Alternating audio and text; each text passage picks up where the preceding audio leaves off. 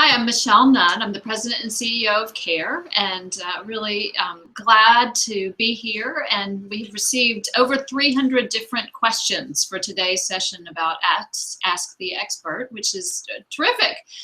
We have the opportunity to probably answer only a small fraction of those, so we've tried to aggregate them and pull them together. We hope we'll get to as many as possible, and we hope that we'll be able to do more of these kinds of sessions going forward. But really grateful for the terrific response. And Anne Deshay, who is on our CARE team, is going to ask me some of the questions on behalf of those that have sent them in. Thank you, Michelle. Let's dive right in. The first question comes to us by email, and it's from Nadine. And she would like to know, what can we do to help Syrian families?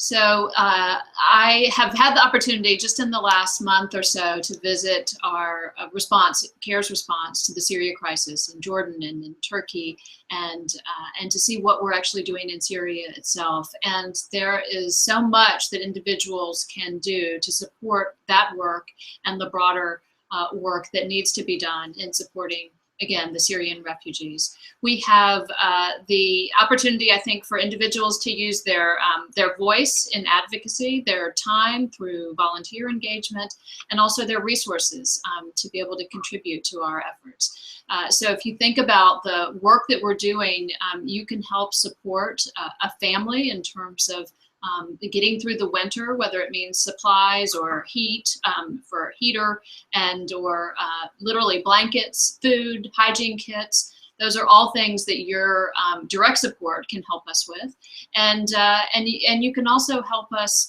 by lifting up your voice and telling our leaders that that we need to be playing a role in ensuring that we can create a diplomatic solution to this crisis, that we can stop the conflict and the root of the challenge, which is that literally hundreds of thousands of Syrians have died and millions more are fleeing and in need of humanitarian assistance. So there is a lot that individuals can do and really can make all the difference in lifting up this crisis and ensuring that we as a global community address it, that we in the United States address it through our leadership, and that we as individuals address it through our generosity of response.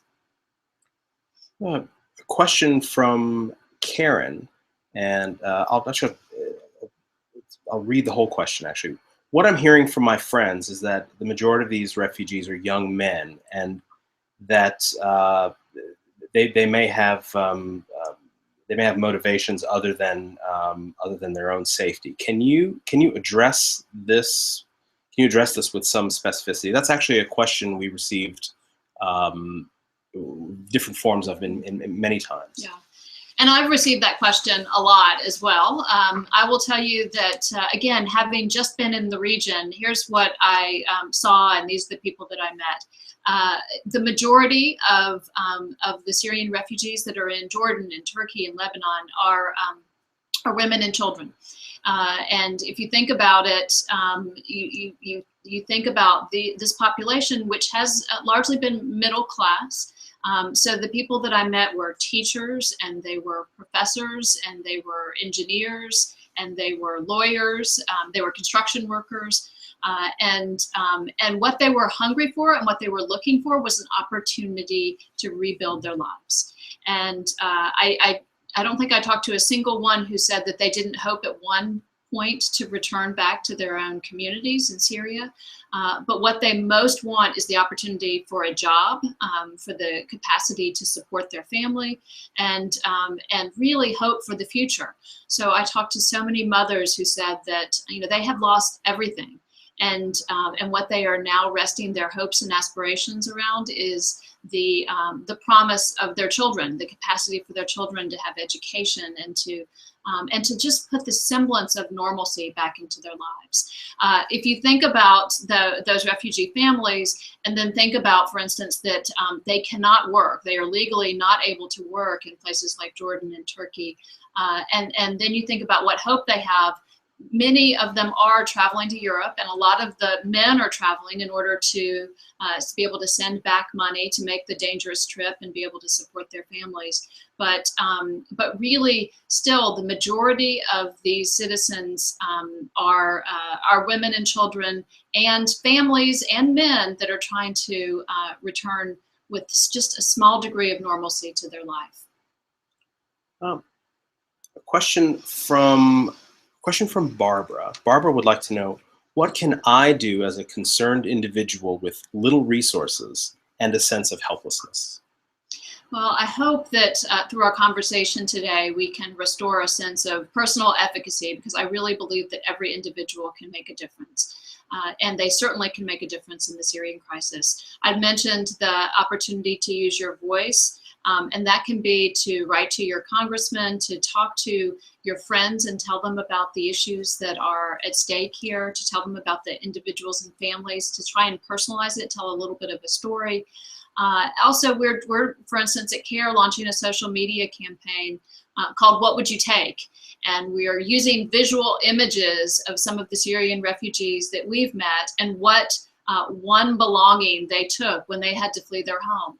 And it might have been a diploma, for instance, in one instance, or it might be, somebody suggested to me, they would bring their passport or their phone. And so this is a way of reminding people of our own sense of empathy and our own sense of power to contribute. So we're asking people, to send around a photo of what would you take, and send that to 5 friends, make them aware of the issue, make a donation to CARE, and really put yourself in the shoes of someone who has lost everything in order to flee for safety and to try and remake their lives. A question. It's a great question, an important question on background. It's from Mike. Mike wants to know specifically, why are these people leaving Syria? Yeah, so if the Syrian crisis has been going on for close to 5 years. It's gotten a lot more attention just in the last few weeks, and largely because we've started to see this influx of migrants into Europe.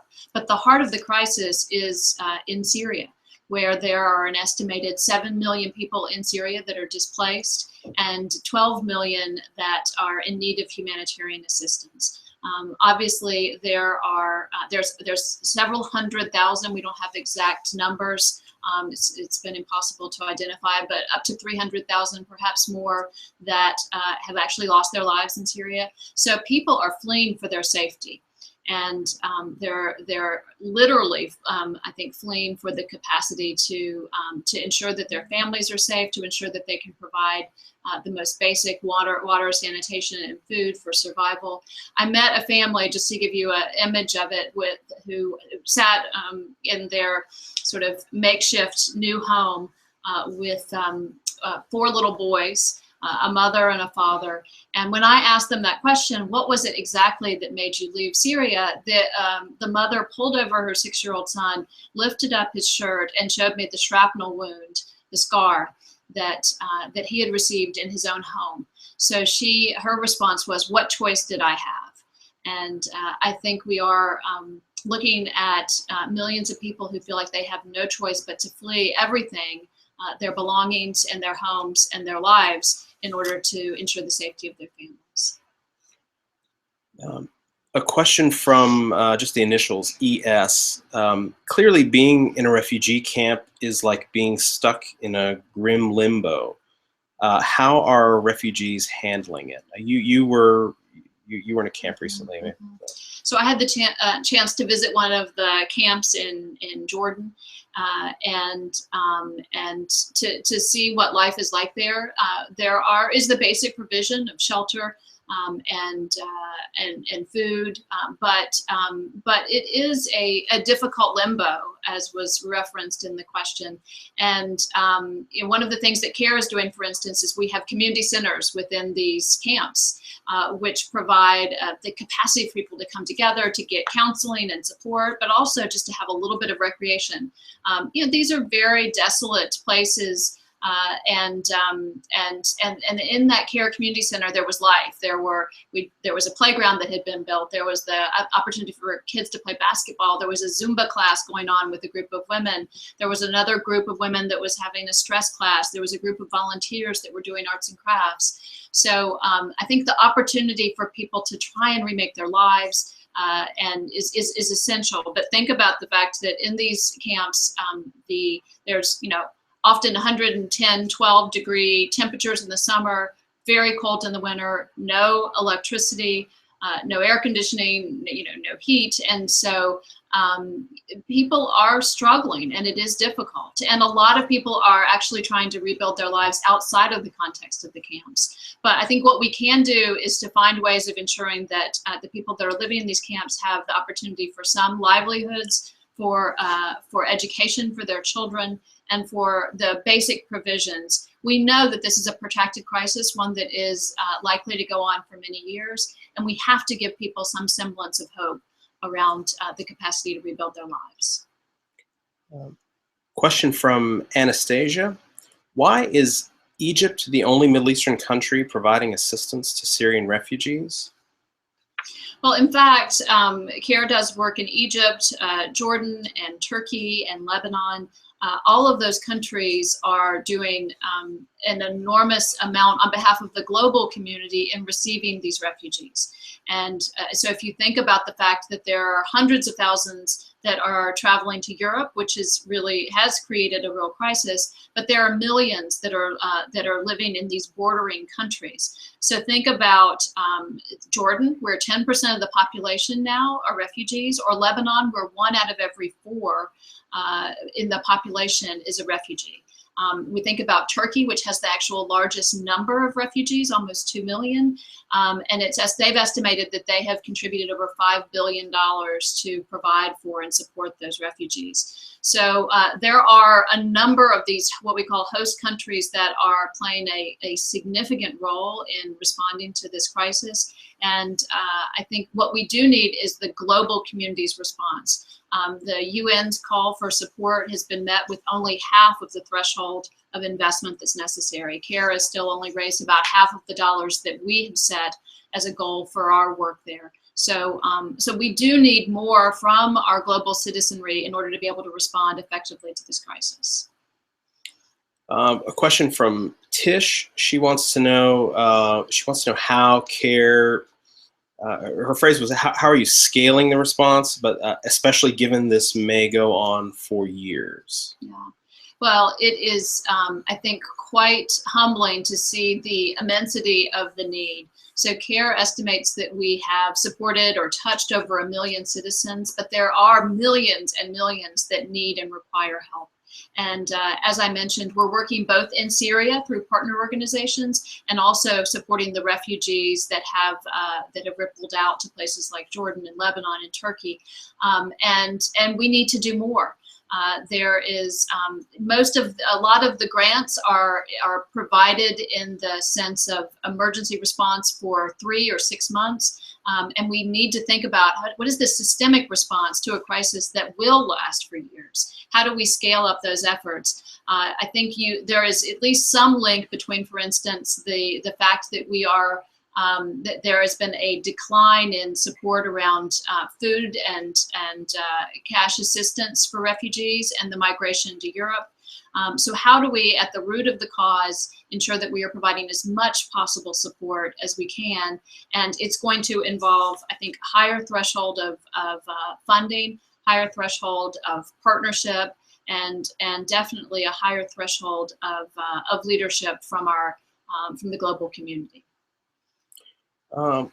Question from Mark about CARE's programming in the region. What exactly is CARE doing for Syrian refugees? So I would divide it into 2 areas. One is the response of our work in Syria itself, which think of the complexity of the fact that we are having to work through partners. We cannot go into Syria, nor can they come out.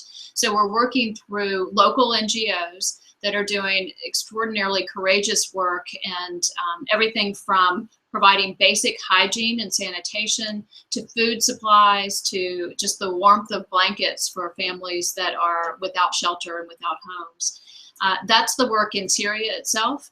And then we are supporting the refugee families that are in the bordering communities and countries. And that includes everything from cash transfers to ensure that kids can go to school instead of working. It includes the kind of coupons for food and the capacity for economic support for shelter. And it also includes psychosocial support. We run community centers where individuals can come and get medical advice and counsel and recommendations, and also have the opportunity for literally coming together. We're working with a lot of Syrian volunteers who are supporting their own communities and having access to the kind of support systems that they need at a time of great crisis, great stress, and great difficulty in navigating the most basic things, including everything from sanitation to finding employment and the capacity for sending your kids to school. We just got a question from Twitter, from Valentine Nation. What are some ways,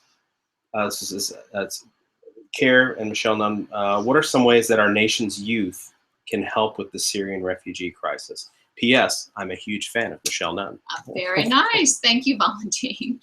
That's great. I think that young people have a wonderful opportunity to make a real difference. If you think about the Syria crisis, I don't think that it's widely understood among the world community and the American population. So you can tell the story of what's happening in Syria. You can become advocates by lifting up your voice, talking to your congressman, talking to your senator, writing letters, engaging in social media. I mentioned the social media campaign that CARE is putting forward, What Would You Take? But create your own social media campaign. If you look at, for instance, what happened in Darfur to raise the consciousness of our nation about that crisis, I think we need that kind of movement building. And I think young people can be at the heart of that in terms of telling a story of the individuals that are affected, helping people walk in the shoes of the refugee families, young people, children, that are a part of this, and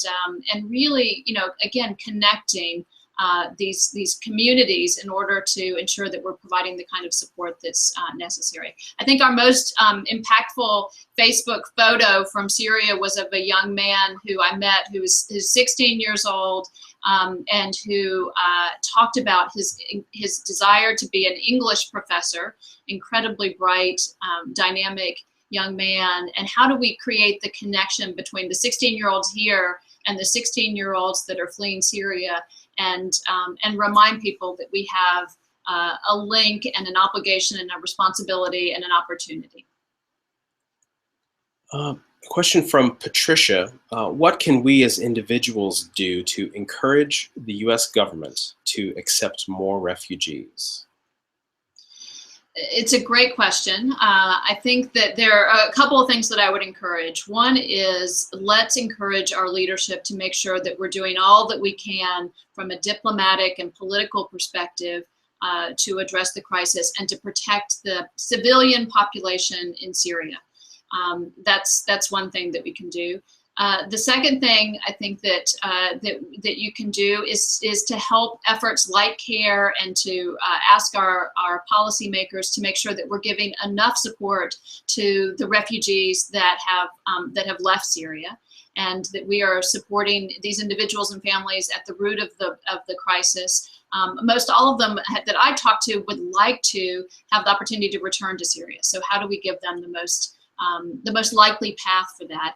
And then I think the third thing is, we can ask our policymakers to increase the threshold for accepting refugees. America has traditionally been, and I think will continue to be, among the most generous and hospitable nations. We receive a great number of refugees, but we only have, for instance, received less than 1,500 Syrian refugees here in the United States. So I think you can advocate with the president and with your congressional leaders for, let's raise that threshold. Let's make sure that we're that we're running through the security that is necessary. It can take 18 months, actually 18 months to 2 years for refugees to process through our security.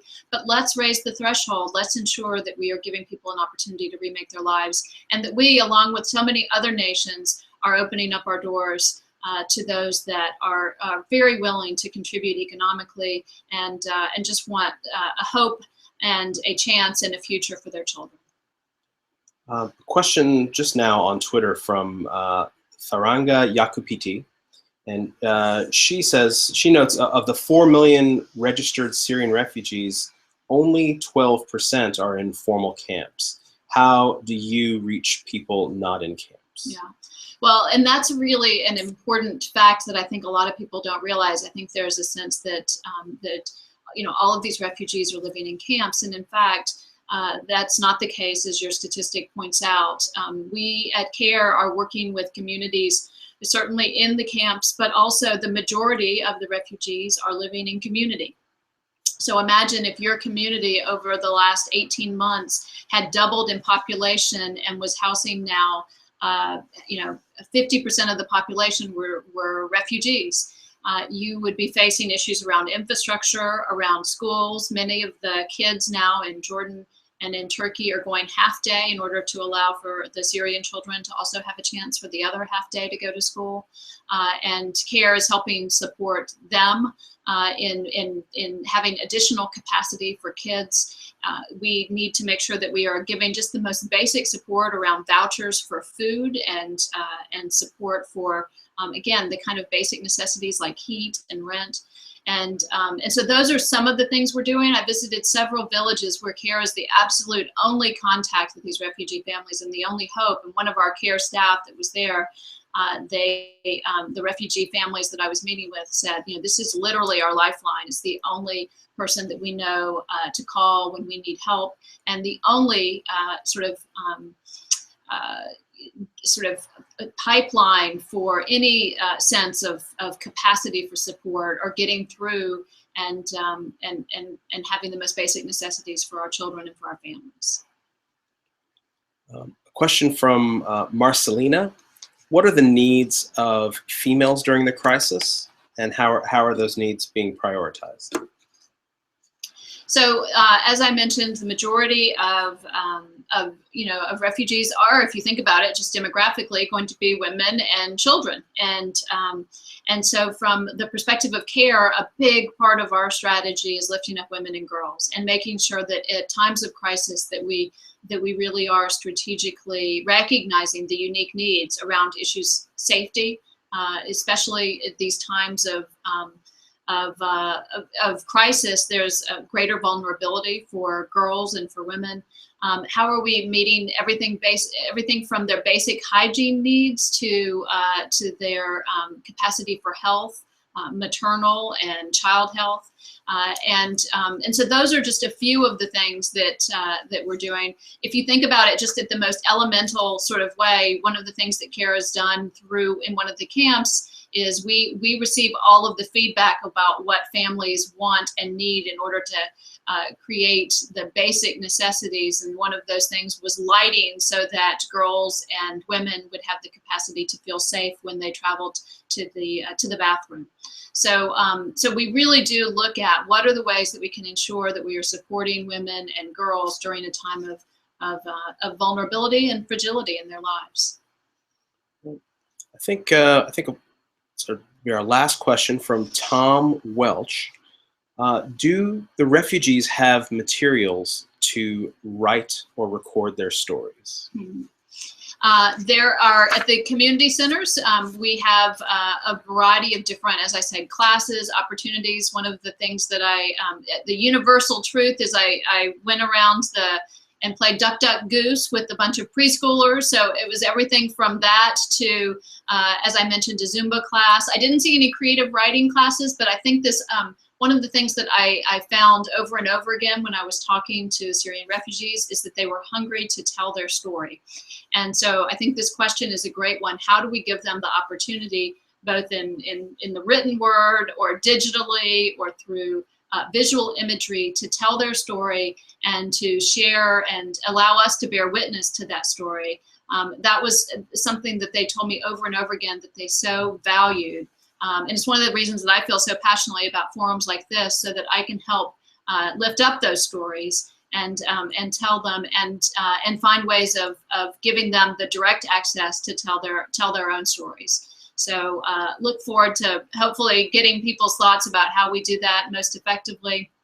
And I'll tell you that when I asked one of the doctors that we work with in Syria what was his message for the people when I returned home, and he said, and this was a doctor that is risking his life to cross into Syria 2 times a week to perform surgery in hospitals and in medical center, who's been caught 3 times by ISIS. And he said, what we need to see is hope. What the Syrians are looking for is hope. And so I hope that those of you who are watching today and who are participating today will help CARE extend our reach and give hope, bear witness, but also move to action on behalf of the Syrian people, and give them a sense of possibility and hope for moving forward. So thank you all very much for joining us today. I hope you'll check out other editions of CARE's Ask the Expert, and please continue to lift up your voice and extend your hands in help and your support to CARE and to other organizations that are doing this vital work. Thanks a lot.